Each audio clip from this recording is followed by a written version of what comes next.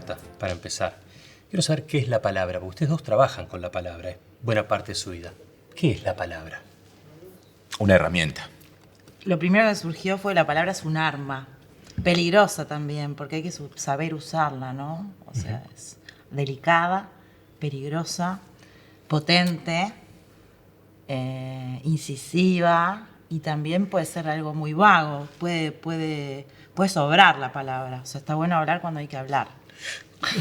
Una herramienta puede ser agresiva. Sí, Estoy claro pensando, que ¿no? sí. Se la puedes tirar por la cabeza a alguien. Depende del uso. Y sí, yo creo que es una herramienta, es una herramienta para empezar para esto, para comunicarnos. Por ende viene a ocupar una necesidad que tenemos en la vida.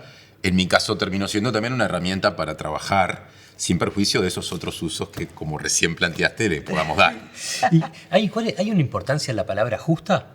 ¿Elegir la palabra exacta para las cosas? Yo creo que es un arte aprender a dar la palabra justa. No es fácil, ¿no? Es todo un aprendizaje. Tenemos que aprender a razonar para poder dar la palabra justa. Aprender a pensar es todo un arte. Está bueno dar con la palabra justa. No es fácil. Es muy importante encontrar esa medida, que también es subjetiva, depende de lo que uno siente en cada situación. Es muy importante en general, ni que hablar cuando hablamos de lo más importante, que no es necesariamente el trabajo, que puede ser una situación familiar, afectiva, que requiera de palabras o que requiera palabras, pero también en nuestro trabajo es muy importante. Yo creo que en la comunicación, por lo menos donde yo trabajo, se le tiene mucho miedo al estire. Y lo más difícil me parece que es la síntesis. Claro. Prescindir. Sí, sacar lo claro. que sobra. Usar las justas, ¿no? Las que van y no de más. Me hiciste pensar, hay una cosa que está buenísima, que es que bueno, yo trabajo haciendo teatro y ejercicios de actuación, y a veces es muy difícil. O sea, una cosa es las palabras en el día a día y otra cosa es las palabras dentro de un ejercicio creativo, donde a veces las personas se censuran mucho las palabras. Y en ese sentido está bueno destrabar algo para decir cualquier barbaridad si es necesario, porque para aprender a usar las palabras primero hay que decir cualquier cosa. Hay que explorar. También, ¿no? Sí. Hay que poder largarlo. Porque eso es como una terapia, ¿no? Que cura a través de la palabra. Sí. ¿No? Poder largar todo para afuera. Preguntaba esto de la palabra primero porque cuando estuve repasando entrevistas que les han hecho y demás, me encontré con las definiciones que han dado ustedes sobre lo que hacen o sobre lo que son. En tu caso, Tincho, sos un periodista que relata. Y Oña, señora Oña, usted dice loca directamente. Te he escuchado, incluso una que diste en Radio Vilar de Voz este año, te asumís casi que como una interna más, prácticamente. ¿Qué quieren decir con eso? ¿Qué es un periodista que relata? ¿Qué es una loca? Bueno, porque supongo que son palabras elegidas, perdón. Sí. En realidad no siempre digo que soy una loca, pero sí que lo soy. Yo creo que hay que colectivizar la locura, ¿no? Creo que hay como sectores que están, o sea, personas que están muy marginadas porque se deposita en ellas un mal que se emite socialmente y que todas tenemos que hacernos cargo de alguna manera de eso que nos pertenece. Yo creo que estamos, en alguna medida, todas las personas estamos bastante locas. O sea, y más loco que este sistema de porquería en el cual vivimos no creo que haya. Entonces, ¿dónde está la locura? ¿No? Entonces, a la hora de definirme como loca, también creo que quiero decir que estoy del lado de la gente que está estigmatizada como loca, que quiero hacerme cargo de esta locura que también es mía, y que me quiero dar permisos que no todo el mundo se da dentro de la norma, ¿no? Entonces, como creadora, creo que me doy permisos que lindan con la locura, que es cosas que están reprimidas en el día a día, y cosas que se reprimen como para tener que llegar a un lugar opresivo también, porque ahora te escuchaba hablar del trabajo y pensaba en la cantidad de gente que trabaja, o sea, de esta dignidad que se supone que tiene el trabajo, cuando en realidad para mí es algo que no está nada bueno. Trabajar es lo más insano del mundo. Bueno, pero depende, porque hay un trabajo que claro. el trabajo es contra la voluntad, o porque Obvio. es necesario, vos trabajás tener que trabajar para vivir es cruelísimo, ¿no? O sea, poder vivir de lo que una ama es un privilegio, es una bendición, etcétera, etcétera. Pero la mayoría de la gente, lamentablemente, anda buscando trabajo de cualquier cosa, de lo que sea, para poder tener unos mangos para comer. Entonces, es todo un viaje. Eso para mí es una locura. No me entra en la cabeza que eso esté normalizado. Entonces, soy una loca, capaz. Uh-huh. Y el periodista que relata sale un poco de la norma, porque es como el periodista tiene que ser ¿no? Como de emociones moderadas, y el relator es un tipo que explota en un grito de repente. Bueno, sí, hay, capaz que es una forma de liberar locura, eso de gritar mucho, aunque sea en un formato laboral, un gol, ¿no? Dicho sea de paso, hablando de locuras que nos permitimos en privado, creo que quienes relatamos fútbol lo hemos hecho, o es relativamente común que lo hagamos. Cuando yo era, no sé, adolescente, era muy común que cuando estaba solo, relatara solo en mi casa partidos imaginarios, que son en tiempos en los que aparte no es como ahora que vos con un teléfono puedes ver cualquier partido y practicar si querés. Hace 30 años eso no existía. Son capaz que los primeros ejercicios que muchas personas de la comunicación y también del arte, por ahí frente a un espejo, desarrollan cuando empiezan a sacar eso, que puede ser lo histriónico. Es un juego de una actriz en la infancia. Y bueno. Yo no lo tenía, es buenísimo. Yo era muy, muy, muy vergonzosa, pero sí, es que hay mucha gente que lo hace. Yo creo que son oficios distintos. El relato no es parte del mundo de lo artístico o lo actoral, pero hay, como pasa entre la comunicación y lo artístico, algunas fronteras, algunos límites. Y entonces una vez yo estaba en donde yo vivía, que era lo de mi abuelo, haciendo una de esas prácticas imaginarias que en parte me permitieron después desarrollar un oficio. Y bueno, y al rato o a los días, en el ascensor me encontré con un vecino muy simpático del 9º piso, más grande que yo, que me dijo: el otro día te escuché que estabas relatando un partido y se fue la pelota y no dijiste más nada. Ay, y yo me moría de la vergüenza, porque bueno, se daba ese contraste entre ese espacio de locura personal que uno se permite bajo ciertas pautas y el afuera, ese que no, si lo haces así no te va a escuchar. Y bueno, no, a veces el afuera te escucha, y esas cosas yo creo que a la larga te permiten te permiten ser vos con menos vergüenzas. Una cosa que yo hallo en común entre ustedes dos en lo que hacen es el gusto por la palabra justa. Por eso arranqué por este lado. Porque vos lo pensaba recién cuando dijiste que el relato no es arte, pero vos apelás a la imagen y a la metáfora. Hay una escuela de relato, si se quiere. Estoy pensando en Víctor Hugo Morales. Claro. En Argentina relata el primer gol del Manteca Martínez en un clásico, en un Boca River. Y el tipo cuenta en su descripción después del grito de gol que el relato se prolonga por el barrio recorriendo los zaguanes. A mí me hacía acordar a cuando la sangre va recorriendo Macondo, ¿no? Había una cosa así de una imagen muy interesante. Vos apelás a la metáfora. Bueno, sí, está bien. En el relato de fútbol... Le das un vuelo artístico. En el Río de la Plata hay una escuela que yo creo que el que la lleva a su máxima expresión es Víctor Hugo Morales. Pero hay incluso algunos ejemplos previos. Hay un relato que creo que ya no está grabado ese momento, pero que es imponente, que es de Carlos Solé, el relator más asociado al triunfo de Maracaná, que 4 años después tiene que narrar la que fue la primera derrota de Uruguay por un mundial, que fue un partido contra Hungría imponente en el mundial del 54. 4 años después, Hungría era la máquina que venía ganando, era la gran candidata. Uruguay era el campeón vigente, pero con algunos jugadores ya más veteranos. Ganaba Hungría 2-0, Uruguay se lo empata de atrás, lo lleva a largue en una cancha embarrada en Suiza con la pelota que se trancaba. Un jugador infartado. Y Hover, que empata para Uruguay, infarta, le hacen un masajito y sigue jugando el partido, una cosa de locos. Wow. Y en ese momento, de ese gol de Uruguay, que era el campeón vigente, que se hacía valer y empataba el partido en la hora, Solé dice, palabra más, palabra menos, yo esto no lo recuerdo, pero está escrito: el viejo león herido sacude su melena, tratando de graficar lo que significaba para ese cuadro campeón herido en su orgullo, esa reacción. Después termina perdiendo Uruguay el partido. Pero nada. Pero es poesía. Es poesía y es muy anterior, ¿no? Claro. Y tiene... Porque aparte en el relato esos momentos en general se dan de la mano de las emociones que vos sentís, sobre todo si el partido te lleva por tu sentimiento. Cuando juega la selección tiende a pasar más. Y también conviven con hasta cierta violencia que hay en la tribuna. Vos gritás el gol y hay un tipo que está delante tuyo que hasta capaz que te lo grita a vos. Y todo eso genera una amalgama que es muy potente en la comunicación desde el relato deportivo. ¿Cuánto hay? A ver, tu papá te inventaba historias de noche cuando ibas a dormir. Y yo pienso que ahí nace un gusto por la palabra y lo que genera. Sí. Como de repente a vos te pasó con una radio que te regalaron cuando tenías 9 años, ¿no? ¿Vienen de ahí o vienen de otros lados los gustos de ustedes por la palabra y por contar? Porque tanto creo que en el relato, el periodismo, cuando es periodismo político de actualidad también, estás contando historias. Cuando es una obra, ni que hablar. ¿De dónde viene el gusto de las historias, de contar? Yo creo que de varios lados, pero ni que hablar que ahora me nombrás a mi viejo inventándome cuentos cuando era chica y me muero de amor. Creo que tiene mucho que ver con eso, ¿no? porque aparte él no era que me leía, sino que en función del día que estábamos viviendo, hacía un vericueto ahí para querer decirme algo con lo que yo estaba transitando. Y era muy, muy, muy hermoso eso. Y que hablar que mi viejo fue fundamental, porque luego me acercó de muy pequeña los primeros libros que marcaron mi vida, que arrancó con Demian de Hermann Hesse. A los 12 años. A los 12 años que me dio vuelta la vida, me hizo probar. Mi madre estaba indignadísima, me acuerdo, porque qué me estaba haciendo. Pero sí, que a partir de ahí empecé a incursionar en lecturas bastante complejas que me hicieron mucho bien.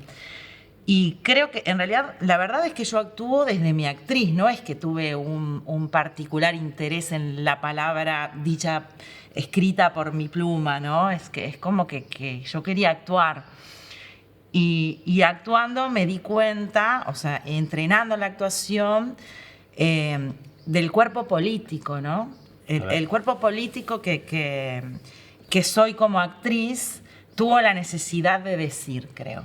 O sea, no era que antes quería contar historias, sino que creo que actuando, poniendo el cuerpo en la cancha, dándome cuenta de algunas cosas que vibraban en mi interior, empecé a tener la necesidad de decir algunas cosas, ¿no? Porque no es que escriba solo narrando alguna historia, yo qué sé, cuando hago una obra sobre una mujer en particular que pisó la tierra, no es solo para contar sobre ella, sino porque yo quiero decir esto, ¿no? O sea, es algo como importante para mí, con esta impronta que para mí el arte es político siempre, ¿no?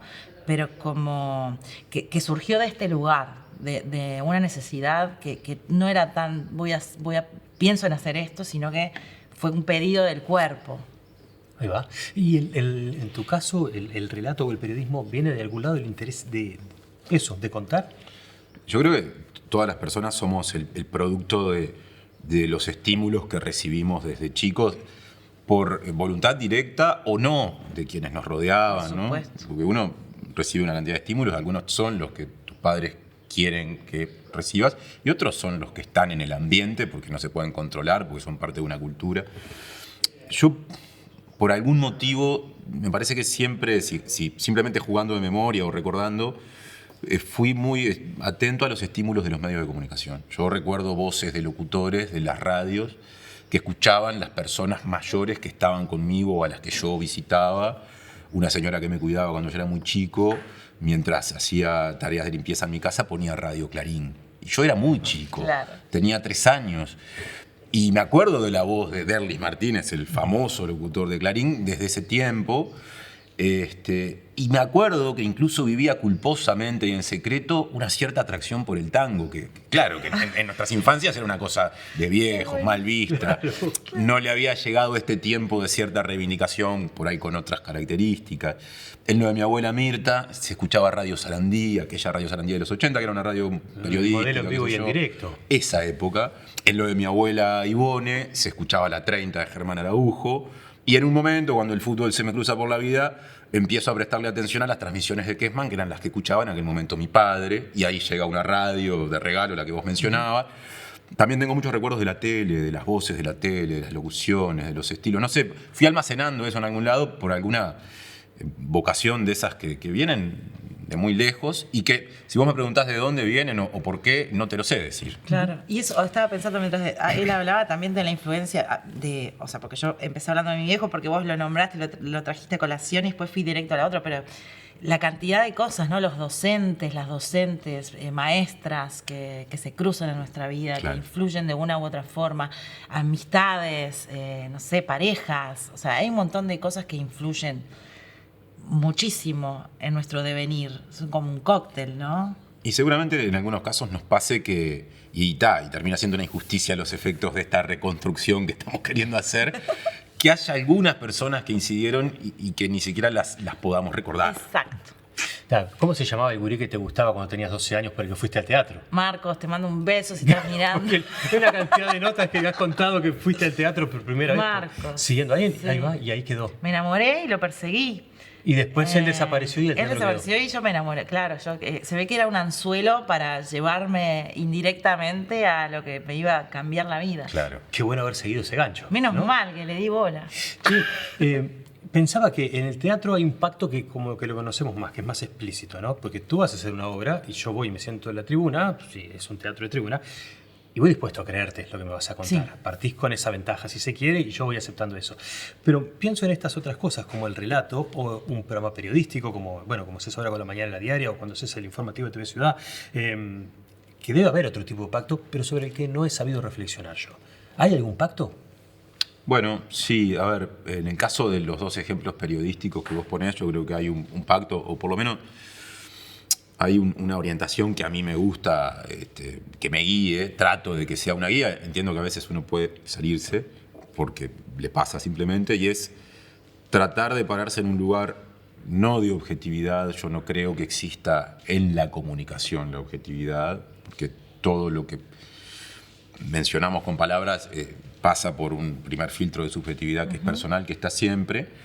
El objetivo son los hechos, pero cuando les ponemos palabras ya es una versión de los hechos. Sí creo que uno puede tratar de encontrar un lugar que, otra vez, su subjetividad defina como el del equilibrio, donde además de decir y de poner arriba de la mesa aquellas cosas que uno piensa, también se le puede dar un poco de espacio a alguna otra visión que no sea necesariamente la de uno. Y me parece que en el periodismo eso es importante, que no es una renuncia a ningún convencimiento.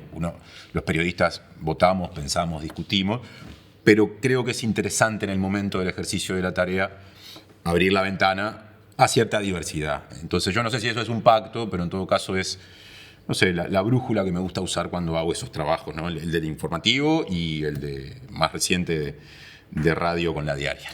¿Consumís medios? ¿Consumís información? Sí, Creo que en una época sí, pero no sé si ahora lo haces. Sí, lo hago, pero no tengo específicamente una fuente. Es como que ahora con las redes, Agarras de todos lados un poquito. Agarro de Claro. todos lados un poquito. Y trato de desafiar a mi algoritmo también, ¿no? Porque Todo un tema ese. sí, entonces voy a buscar cosas, veo algunas cosas, trato de ver, pero sí que lo hago. En realidad que iba preguntándote esto porque quería saber si como público, Tincho tiene como en tanto relator una característica particular, que es que él dijo de qué cuadro es hincha, dijo yo soy hincha de Nacional. Una herejía para el ambiente del relato uruguayo, Sí. o por lo menos algo muy poco común. Pero sin embargo políticamente no has dicho a quién votás o no. ¿Vos pensás que como en el fútbol todo el mundo le reclama?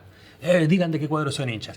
En el periodismo político no escucho que eso suceda tanto. Vos como público, consumidor de noticias, como tipo que se cuelga y que considera que todo acto es político, ¿te resultaría importante, te incidiría en algo, te cambiaría tu percepción saber que vota el Partido Verde, tu ecologista, de Rodolfo Taliche o a no sé quién? Para nada. Y más siendo apolítica partidaria, ¿no? O sea, me parece totalmente intrascendente. Totalmente. O sea, yo tengo una visión de lo político partidario que no está nada buena para mí, ¿no? Entonces me parece que genera cosas muy feas en la humanidad y, o sea, desde este punto de vista no me parece trascendente para nada. O sea, yo creo que la política partidaria lamentablemente tiene una tendencia a ser cada vez más futbolera también en este momento, entonces digo, es tremendo. ¿A vos te parece que cambiaría algo si dijeras, en el fútbol fue bien aceptado, creo yo, de parte del público? No he escuchado que se te critique o se señale nada sobre tu trabajo. ¿Te parece que si lo dijeras políticamente eso, voto a Taliche, cambiaría en algo la percepción de la gente? ¿Te cambiaría en algo tu ejercicio? A ver, lo que voy a decir, ya que hoy hablé de la subjetividad, es subjetivo. Yo creo que es mucho más importante, por más que el fútbol me guste mucho, la política que el fútbol. La política nos guste más o menos un elenco político de turno, de gobierno, el que sea, define en buena medida nuestras condiciones materiales de vida, nuestras oportunidades, o sea, incide directamente en nuestras condiciones más que el fútbol, que a lo sumo a quienes somos futboleros nos puede hacer tener un domingo alegre, o un poco más alegre, un poco más triste. Entonces, entiendo la analogía, pero me parece que finalmente, y pese a las pasiones del deporte, es menos lo que te expone decir soy de Nacional que decir soy de tal partido. Personalmente no creo que haga falta ser Einstein para más o menos saber cuál puede ser mi tendencia ideológica, pero entiendo, sobre todo porque me propongo hacer un trabajo en el que pueda dialogar con todas las sensibilidades, que hay una parte de esa cuestión que tengo que reservar para mi vida y que tengo en el momento de trabajar que incluso ponerle voz a lo que dicen personas que no piensan como yo. Está muy bien. En realidad, no debería cambiar en nada. Desde mi lugar, no cambiaría nada lo que él, bueno, capaz que sí, ¿no? Pero hay cosas Estamos y cosas. teorizando, Hay hipótesis. cosas y claro, Claro. estoy pensando, son como muchas las hipótesis. Pero claro, vivimos en un terreno tan fangoso, tan revanchista, donde sí, que él se pronuncie haría que cambien las cosas y se enciendan determinadas. Porque eso de tener una sensación, me imagino que de mucha injusticia, porque eso, ahí va, que yo diga que soy de tal cuadro de fútbol y si hace que eso después miren con un sesgo y descalifiquen mi trabajo por esa pertenencia, si hasta ayer no te importaba y te parecía que relataba bien, ¿por qué ahora? O si hasta ayer no te importaba y te parecía que hacía un buen periodismo político, ¿por qué cambiaría? Sí. ¿Hay algo injusto o no? Bueno, puede ser. Yo creo que sigo pensando que son cosas que pesan distinto. Es decir, yo amo el fútbol, pero entiendo que la Pero política hay es algo justo en esa más mirada importante. que señalaría de manera diferente. Sí. Que juzgaría tu trabajo en realidad desde la tendencia de quien lo mira y no desde lo que vos estás haciendo. Después hay otra cosa. Yo creo que hay otra cosa también, ¿no? Porque hablamos de política y bueno, justo en este momento de la charla quedamos muy ceñidos a lo político partidario. En realidad, la política es un concepto más amplio que lo partidario. Los partidos, y sobre todo en Uruguay, que tienen unas estructuras partidarias como muy pesadas, y que en un momento en el que en el mundo los partidos políticos están como en desuso o se destruyen y se cambian rápido, sigue siendo bastante permanente. Lo político partidario tiene mucho peso, pero política es, qué sé yo, que te importe o no lo que pasó en el tiempo del terrorismo de Estado, que te importen o no las cuestiones vinculadas a la diversidad sexogenérica o a las demandas feministas.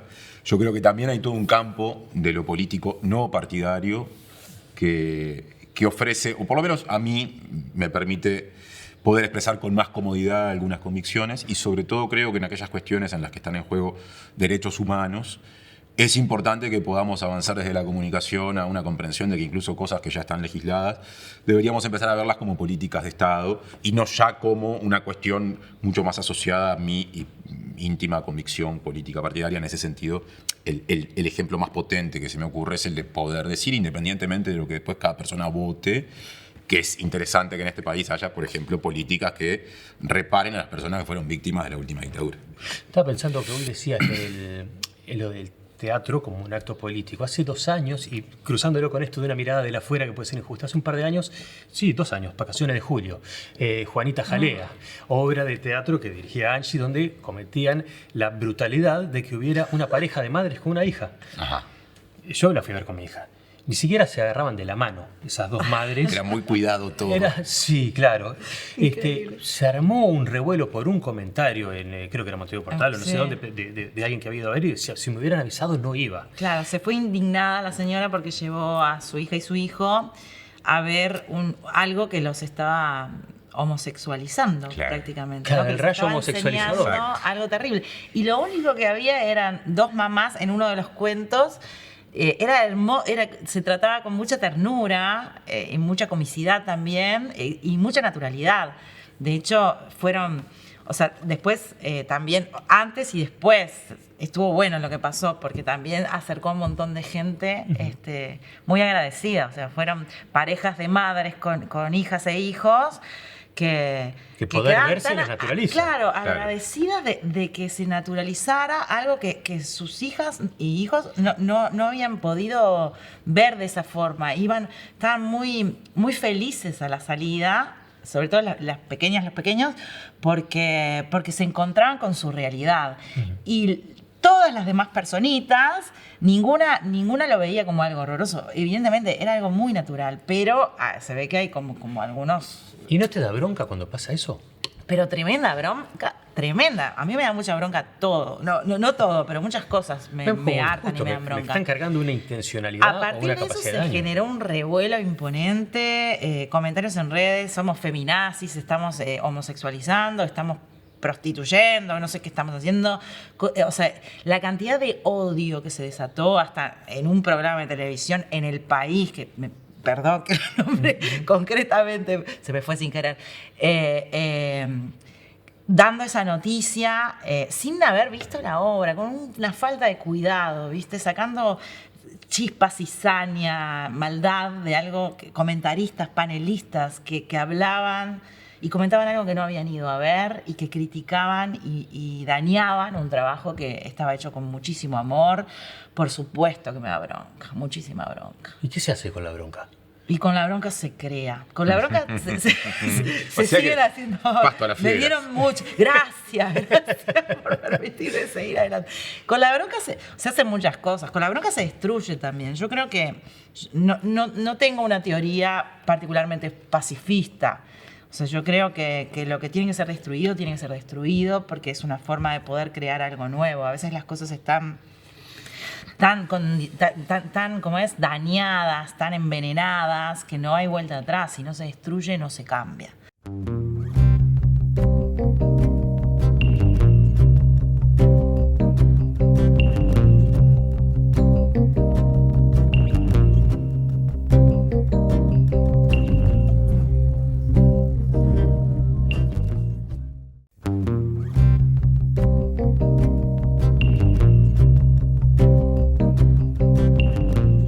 Me hizo acordar, Angie, y te quiero contar que pensás sobre una frase de ella en una entrevista que escuchaba en Radio Vilar de Voz, que dijo que estamos en una época en la que huimos del dolor, le escapamos.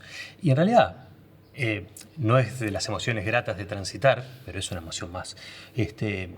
No sé, ¿cómo lo ves? El deporte yo creo que, por ejemplo, que es algo que busca huir del dolor de la derrota. Le pone unas palabras que es atroz, nos morimos si nuestro cuadro empató. Sí. Te cambió, pero es una cosa así.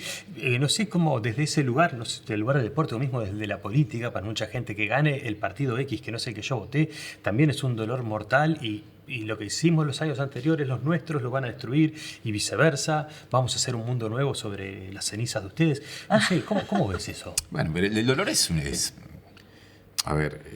algo inevitable en la vida. Yo no le creo a la persona que niega haber tenido dolores, porque claro, hay una especie de mandato social que yo no sé si te dice no te puede doler nada, pero por lo menos, sobre todo, y me parece que en particular le pasa a los hombres de cierta concepción clásica de la masculinidad, se le impide expresar el dolor porque abrir esa puerta implica mostrar vulnerabilidad, debilidad, que bueno, que en el mandato no es lo que a priori estaba escrito que nosotros podíamos sentir. Pero el dolor está cuando, yo qué sé, cuando se termina una pareja, cuando se muere un ser querido, cuando te atraviesan otras cosas que pueden darse en cualquier ámbito de la vida, cuando hay situaciones familiares no resueltas. Y también puede estar circunstancialmente después de un resultado de fútbol o electoral, aunque creo que los dolores más profundos tienden a venir desde otros lados y son inevitables. Y me parece que no se es mejor negándolos. No es lindo vivirlos, pero hay formas de transitarlos. Y bueno, y ahí el desafío es, bueno, ¿cuál es la puerta de salida de eso? ¿Qué viene después de eso? Porque tiene que venir algo. Me parece que es lindo que haya un señuelo. Yo pensaba que también hay algo que generamos como padres, ¿no? ¿Tu hija tiene 19 ya? 18. A mí, por ejemplo, nada me conmueve más que el momento en que mi hija, que mis hijas están tristes o están sufriendo algo porque le duele la panza de noche y no puede dormir o no sé qué. ¿Y qué es lo que uno quiere? Un mundo, así se crean las generaciones de cristal. Querés que viva colchonada.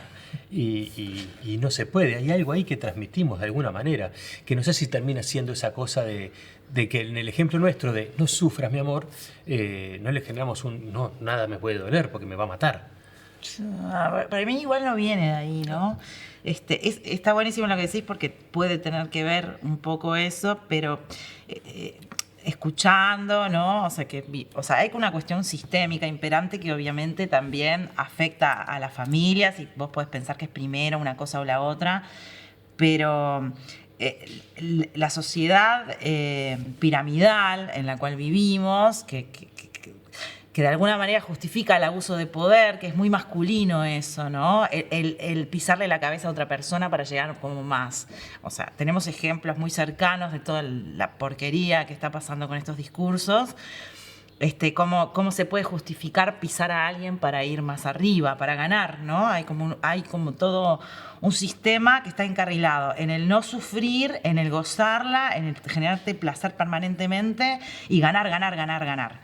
Ahí, o sea, evidentemente una descuida su dolor para competir y llegar más alto, ¿no? Hay como todo un carril del negar el dolor ajeno, propio, lo que sea, que favorece el consumo, que favorece la adicción, que favorece la enfermedad, que favorece la falta de pienso, que hace que unos luchen contra otras, o sea, que está todo muy...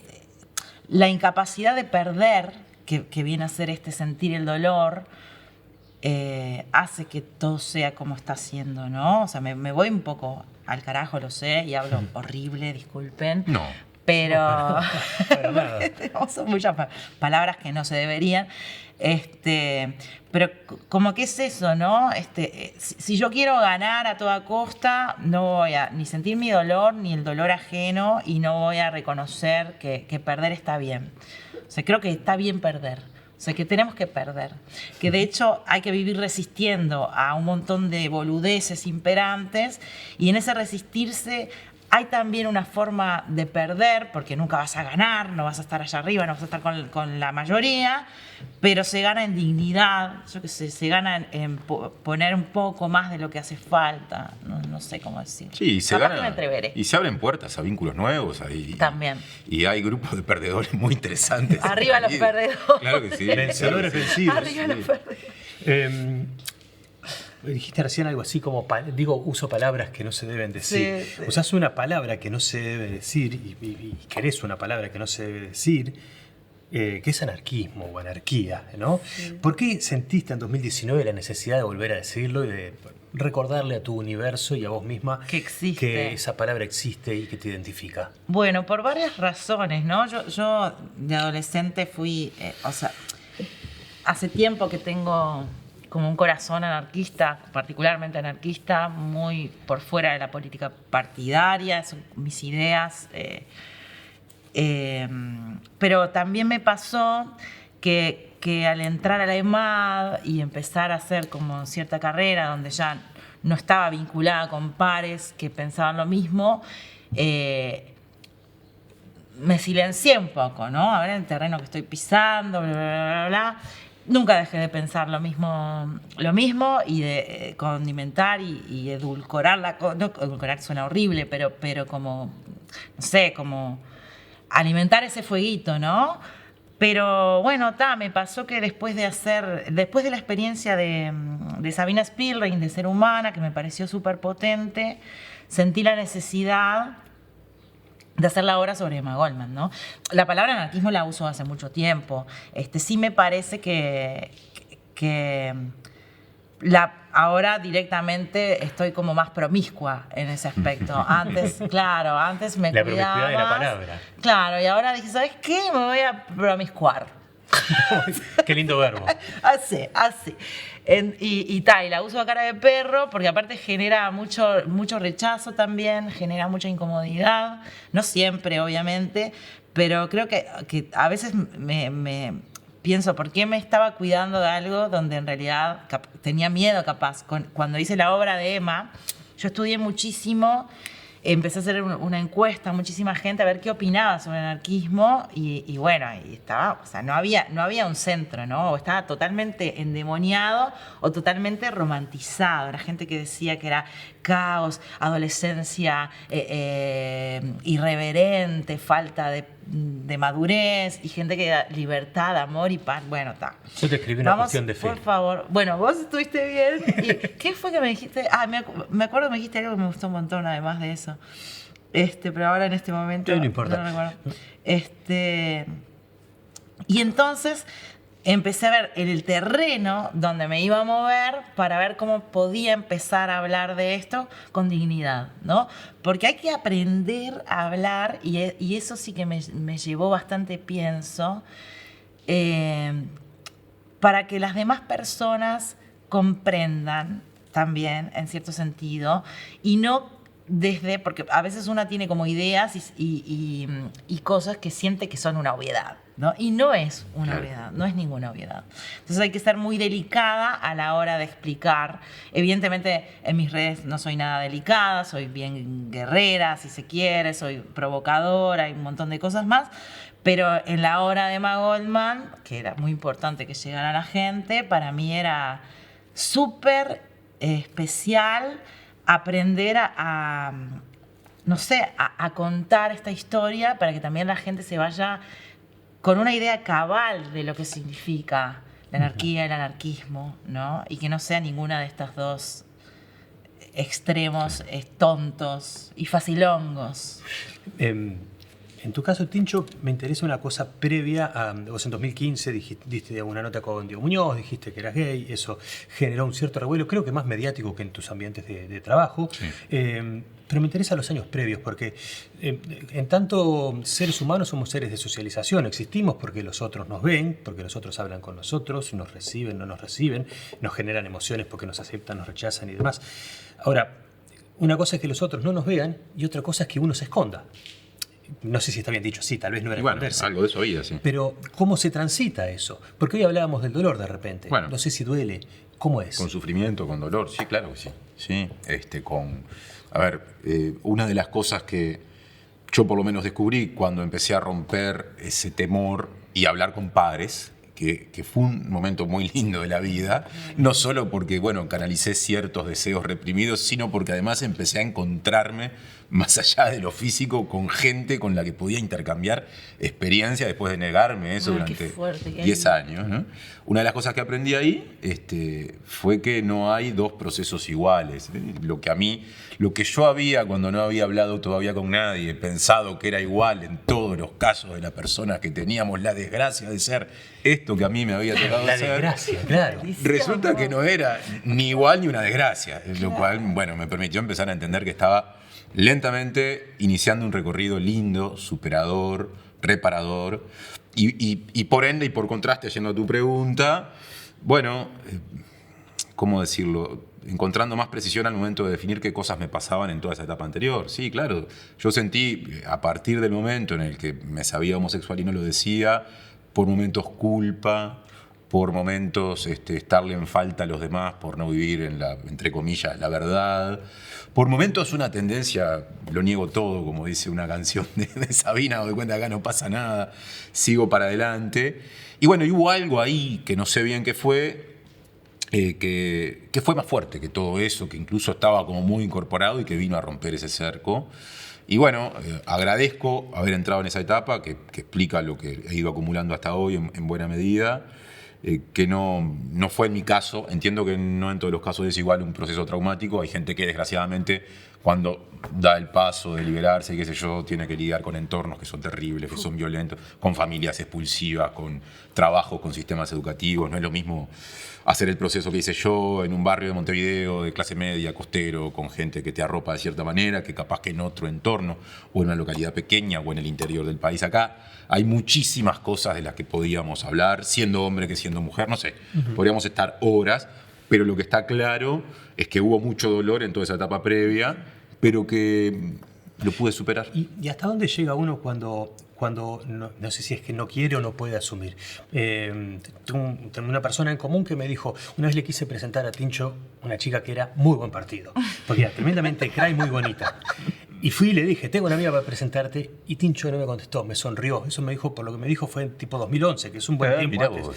Y me dijo, yo ahí me di cuenta, pero dije, llegará el momento que él se dé cuenta. ¿Te forzaste a tener parejas mujeres? No sé si te forzaste, en el momento te salió capaz que naturalmente. ¿Hasta dónde llega uno? ¿Hasta dónde llegaste tú? Hasta esos límites, sí. Yo creo que hubo comportamientos forzados por esta suerte de mandato social, de la apariencia. Y hubo alguna cosa que también me surgía porque en algún momento la sentí. Y bueno, y ese proceso finalmente desembocó en el que soy yo, y en lo que empecé a sentir con el tiempo, cuando finalmente dije, pero yo soy homosexual, ya está, no tengo que forzarme a invitar a salir a una compañera de trabajo o a sostener algo que finalmente por algún motivo no puedo sostener. Así que fue muy perspicaz ese conocido. Después te cuento quién fue. Vos sabés que cuando me iba preparando dentro de las ideas que uno se va haciendo de antemano, yo me había imaginado desde los prejuicios que te hubieran caído, te hubieran hecho bromas. Sin embargo, eso no te sucedió. Pero cuando vos saliste a reivindicar tu anarquismo, 2019 además, te dijeron de todo, te tomaron el pelo. Sí, por supuesto. Sí, a mí fue más inesperado eso. Increíble. ¿Qué te dijeron? No, la cantidad de barbaridades. Amigas, amigos, que ya igual lo sabían, ¿no? Pero se burlan. Es como esta cosa del poder, que se burla de lo que no tiene tanta fuerza o de lo que no está establecido. O sea, poder pensarse y concebirse fuera del sistema político partidario hoy en día parece casi una imposibilidad. O sea, parece que no habría otra salida, ¿no? Que el capitalismo nos va a matar y punto, y no habría otra salida. Y es como que se dejan de ver la facultad creativa que tenemos, ¿no? Pero es imponente cómo esto se burla, o sea, cómo lo normalizado se burla de lo diferente. Uh-huh. Está buenísimo lo que decís porque fue brutal la cantidad de piñas que recibí de mis propias amistades, ¿no? De cómo es posible que una persona, yo qué sé, no vote a determinado partido. Uh-huh. Volvamos con porque vas a hacer que perdamos, y así. Mi frustración es tu culpa. Exacto, mirá, le diste de comer a el otro coso. Y no, estas son mis ideas. Y yo soy minoría en ese sentido porque las quiero conservar, y me parece que por más que toda la corriente vaya para un lado, por acá tendríamos que ir. Y bueno, acá me quedo. Tengo hasta amigas que me dejaron de hablar en determinado momento porque estaban muy enojadas porque yo no apoyaba a determinado sector. Fue para mí loquísimo. Hay algo en esto, se parece un poquito a la cultura de la cancelación, desde algún lugar, ¿no? Esto que estás diciendo. A mí me pasa con amigos varones homosexuales, amigas mujeres homosexuales, pero lo contaba con Carolina en la producción, me ha pasado de verlo en antropólogos. Una vuelta estaba trabajando con un grupo de antropólogos, yo estaba haciendo una nota, estaban al lado de una raíz de un árbol que había caído, que debería tener fácil 8 metros de diámetro. Entonces una de las antropólogas fue y se paró al lado, y sus compañeros le dijeron, poné cara de escala. Y yo dije, esto es un chiste de antropólogos, evidentemente claro. No era para cualquiera. Mis amigos y mis amigas homosexuales hacen chistes, hacen chistes de tortas, hacen chistes de putos, y lo digo así porque lo dicen ellos. Tengo amigos militares que hacen chistes de milicos y lo dicen así también. Y yo veo que a mí me los aceptan cuando yo los hago.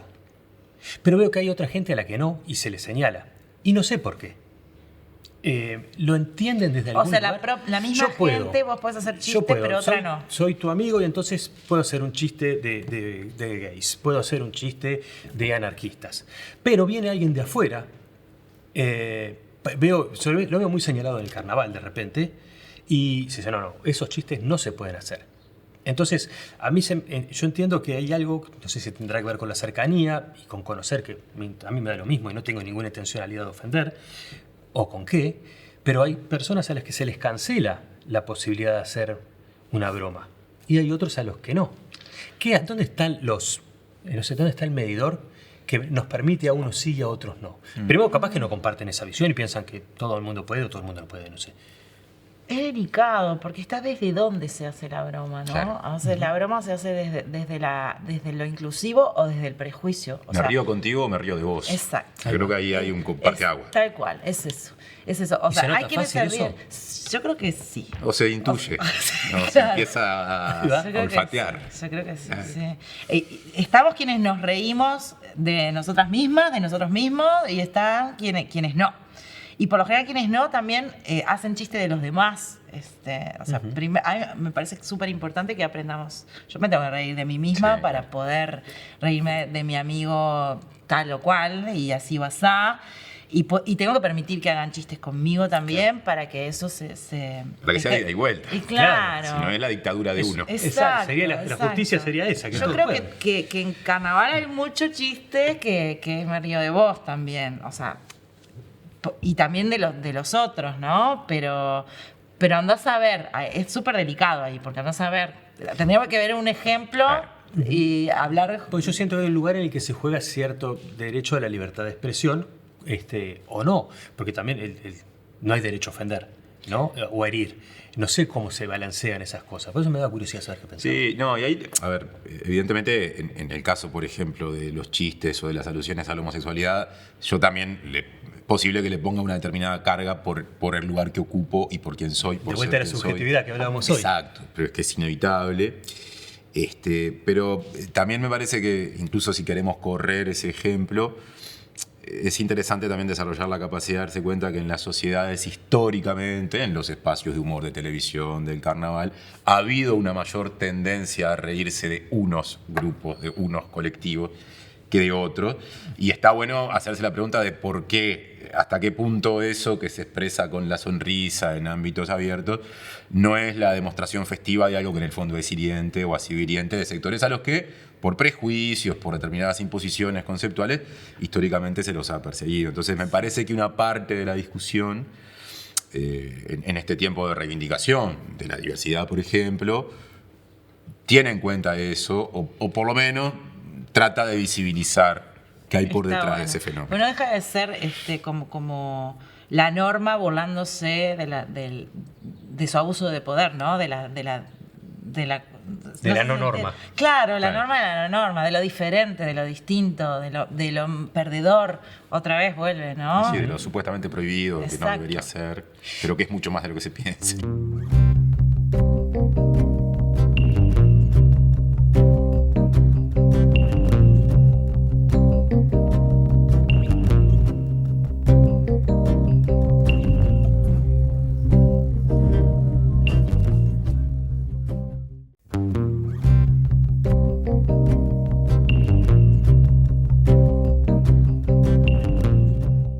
Una coincidencia que encontraba, llamémosle, entre estas dos minorías que representarían ustedes, es que Iglesia, Estado, y creo yo que en buena parte también, diría, un comunismo más ortodoxo, han estado en contra del anarquismo y de la homosexualidad. No sé si lo ven así o no, pero esto viene a cuento de que yo repasaba y creo que en la historia uruguaya están invisibilizadas las dos cosas y que ha habido figuras homosexuales y anarquistas muy fuertes en la historia uruguaya y que han determinado cosas desde el ámbito político de repente para el ser de los demás. Hoy hay una penetración muy grande del anarquismo a principios del siglo XX en Uruguay, que se mantiene después, por ejemplo, en el Sindicato de las Artes Gráficas, creo que hasta el día de hoy tiene una presencia muy fuerte, y ahí se viene la ley de las 8 horas, la separación de Iglesia y Estado, más allá de que Valle quisiera divorciarse y se la cobran a la Iglesia, y una serie de cosas. Pero aún así eso se ve un poquito. Los homosexuales de la historia uruguaya, ¿dónde están? Y bueno, sí, evidentemente los que por lo menos lo han podido vivir abiertamente, decir, contar, son pocos, siguen siendo pocos. Nada, si volvemos a uno de los temas que tocamos más temprano, ¿no? En los elencos políticos, para empezar, es algo relativamente reciente. Venimos de alguna situación muy notoria en la que eso estuvo presente en alguna discusión, pero digamos que grandes liderazgos asociados a personas que hablen abiertamente de que tienen tal o cual orientación sexual, que no sea la supuestamente mayoritaria, no hay en este país y en la mayor parte del mundo, porque también está bueno que esto lo veamos a escala. Hay en algún caso algún ejemplo en otros lados, pero no sobran. Entonces yo creo que están, hay Tiene héroes, que haber, pero son héroes silenciosos, porque han sido héroes muy reprimidos, en los que seguramente en muchos casos se les haya puesto directa o indirectamente la condición de poder estar, incidir y discutir en la medida en que determinadas cuestiones se mantengan. Es re fuerte porque ahora escuchándote, cuando hablabas del anarquismo y la homosexualidad, el propio anarquismo en sus orígenes también renegaba de la sexualidad. Por ejemplo, Emma Goldman, que daba discursos de todo tipo, que empezó en alguna época a apoyar a lesbianas y homosexuales. Los propios compañeros le decían, che, bastante estigmatizados estamos como para que pongas estos temas sobre la mesa. Ella les animó el amor libre. Claro, exacto. Tenía 3 parejas al mismo tiempo. Exacto. Y la loca se indignaba de una manera, tipo, entonces esto es, ¿qué es? Una farsa, porque si estamos hablando de la libertad, vamos con todo, aunque le quite poder a tu movimiento, esto es una realidad que hay que apoyar. Pero había mucho machismo dentro del anarquismo, y lo sigo viendo en cierto sentido también. Porque el machismo es una cosa que mamamos y es fuerte, ¿no? Que está brava, lo tenemos interiorizado de alguna manera. Entonces es como tremendo. ¿Cómo te fue? Estaba pensando, no sé si tú llegaste a hablar en algún momento, lo supo tu abuelo. Tu abuelo era un gran referente comunista, Vittorio Casartelli. ¿Llegó a saber en algún momento, te dijo algo? Digo, pensando en esto, capaz que es un lugar común lo que yo dije, que había un sector del comunismo que rechazaba, pero ¿lo hablaste con él? ¿Qué te dijo? ¿Hubo alguna lectura política? No hubo lectura política, pero hubo un un gesto muy lindo, se venía, no me acuerdo si era una Navidad o un fin de año, yo ahí hacía relativamente poco tiempo que estaba en pareja por primera vez, había una reunión familiar de las típicas de Navidad, fin de año, en las que el abuelo iba a estar, de hecho la íbamos a hacer en la casa de él. Entonces, bueno, yo entendí que en ese momento, como mi novio iba a estar presente, quien era mi pareja en ese momento, yo le tenía que contar. Entonces, bueno. Antes de, claro, ¿no? En lugar de optar por el factor sorpresa o vino con un amigo, ¿no? Claro. Que es algo que también. Un gran eufemismo. Claro, los eufemismos que en este tema son muy comunes. Sí. Yo opté por el camino de, no, bueno, le voy a contar al abuelo en un momento en el que yo ya había casi que completado, diría, casi todas las charlas con las personas a las que me interesaba que de antemano supieran en qué estaba. Con otra gente ya se empezaba a dar la lógica de, bueno, quien se entera, se entera. Con el abuelo yo creía que estaba todavía pendiente de ese intercambio.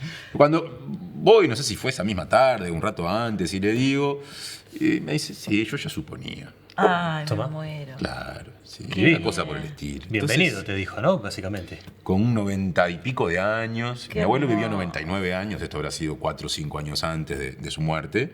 Y bueno, esas son lecciones también, porque yo nunca hablé en profundidad, ahora que sale el tema de la relación de las izquierdas ortodoxas con la diversidad sexogenérica, de ese tema con él. Me parece que él nunca estuvo parado en los lugares de señalamiento abierto. Pero siendo una persona nacida en el año 20 del siglo XX, también es posible que cargara con cosas propias de lo que predominaba en aquel tiempo en nuestra sociedad. Que si hoy hay expulsión, señalamiento, imagínate, hace 100 años, ¿no? O más de 100 años ya. Entonces creo que terminó siendo un muy lindo gesto que siempre voy a recordar.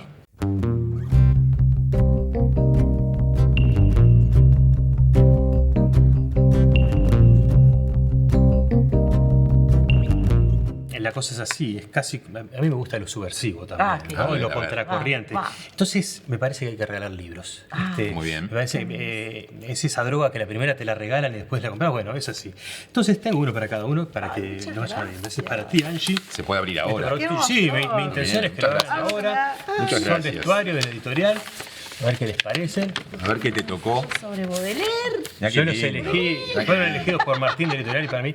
Les voy a contar el porqué. Ariel González Testen. Exacto. Además está especialmente elegido para cada uno. Les cuento por qué. Moana Uba es un tipo de ola que corren los surfistas, y Ariel González Testen es de los primeros surfistas uruguayos, un tipo que fue perseguido y terminó en alguna comisaría por estar bajando con un tablón a la playa. Ajá. ¿Qué es eso? Hablemos de prejuicios, ¿no? Venga para acá. Totalmente. Bueno, ¿y qué te voy a decir? Baudelaire, un ensayo de Baudelaire. Baudelaire me pareció que te iba así como anillo al dedo. Y les quiero contar algo, a ver si les genera algo, pero les voy a contar lo que me pasó mientras preparaba la nota.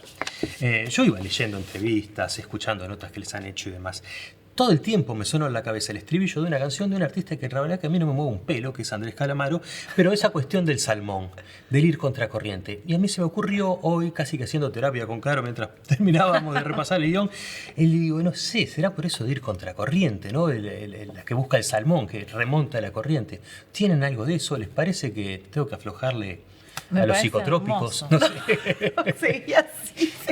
Me parece hermoso. Creo que es una de las cosas que más necesita este mundo, aprender a vivir, generar esa resistencia necesaria para no ir con la porquería. No sé, hay mucha porquería, hay que discernir un montón, hay que vivir también alimentando esta pequeña militancia de ir contracorriente, porque es súper fácil volver a marearse y volver a caer en estadios perversos, y que es una cosa como súper importante, ¿no? De comprender que si queremos ser personas más libres, es solo si las otras personas son también libres, no parándonos encima de nadie, o sea, respetando una horizontalidad donde todo puede llegar a ser, aunque seamos diferentes.